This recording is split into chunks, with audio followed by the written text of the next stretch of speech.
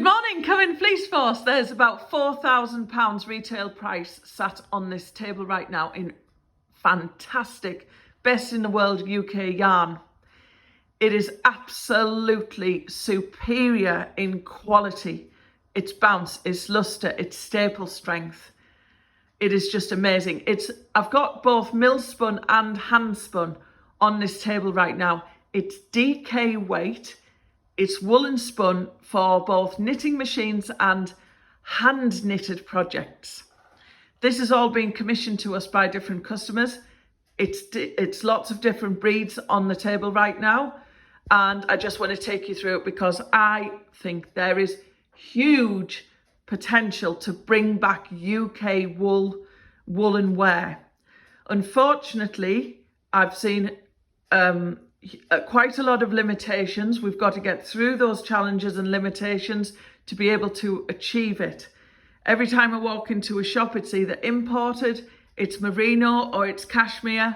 We need the place on the shelf back for these beautiful yarns. And I know that there's quite a few very, very successful yarn companies out there that are producing UK yarn that is, absolutely fantastic. And let's get on board with this area. That's all I want to say. Let's get on board with this area. I think that the true value of UK yarn needs to be recognised in today's times, and I've got some fantastic things to show you. I also think that the knitwear needs to be recognised in its true value. So if I were to go down London and pick up a UK knitwear garment, they were charging £1,000 to £1,500 for a jumper or a set of knitwear trousers and skirts. Absolutely fine. Absolutely fine. I think that's the right price to charge. I think this is a top quality luxury item. I really do. Our rugs, for example, can go into every household, very, very affordable. I think this is affordable because when you recognise it, it lasts a lifetime. It is luxury. We need the top designs in there. We need the product to look absolutely spectacular. And it is a luxury item because the quality and the work, about 12 processing stages in this, the work that goes into this is extremely costly. So I think the value needs to be higher to go up with inflation in today's times. It needs to be recognised as best in the world luxury that it truly is. Let's start with Hebridean. Now I've got a comparison ball of yarn here. This is Wendy traditional. This is Hebridean wool. You can see it's very similar. It's DK weight as well, but how times have changed. This ball of wool from old is actually coarser than this Hebridean. And I just think that is a credit to some of the farmers who have worked on their fibre as well as farming for food. And I think that is absolutely just an incredible comparison. Look at the shine on this DK mill spun Hebridean. Both of these are mill spun. This is from, this was actually from Bobby Davidson's in Hartlepool. And Claire gave me this for a comparison to imported yarns. And the quality in this mill spun yarn has just gone up from that again. This is actually no longer, this is in the archives. But I think this quality is even better. I just think that it's softer, it's shinier. I know this has been sitting around longer, but this just shows you that this is years old. Wool lasts forever. The shine, the softness is there. And we have super, super soft Hebridean in our own stocks as well. So I can absolutely vouch for that. Next is DK Cheviot. Again, this is just so soft. Cheviot was always known as a very, very good fleece. some of the graders of old that I've spoken to, they absolutely loved grading Cheviot. And these are from, as far as I know, they're from a full flock, and quite young animals as well. It is just superb. The staple strength and shine and softness is just absolutely spot on. Very low veg matter, very, very low veg matter. There's none really that I can see in there. Same with the Hebridean, just absolutely superb. Now let's go on to the hand spun, because this will go through knitting machines, no bother at all. Now if we go to Shetland, look how textured this is. It is absolutely fantastic. Hand spun.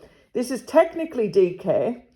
On a knit square, this actually knits as a DK, but the Shetland was so soft and full-bodied and fluffy that it actually almost looks like an Aran weight to your eye. But I think it's more on the thicker side of a DK when it's actually knitted. But this is the difference between the breeds, Shetland versus Cheviot. Shetland is a very fine wool, and it just absolutely explodes like a spider. And certainly with woolen spun, it is just absolutely twice the body of your Cheviot. So there's your hand spun Shetland, grey Shetland. It is so soft.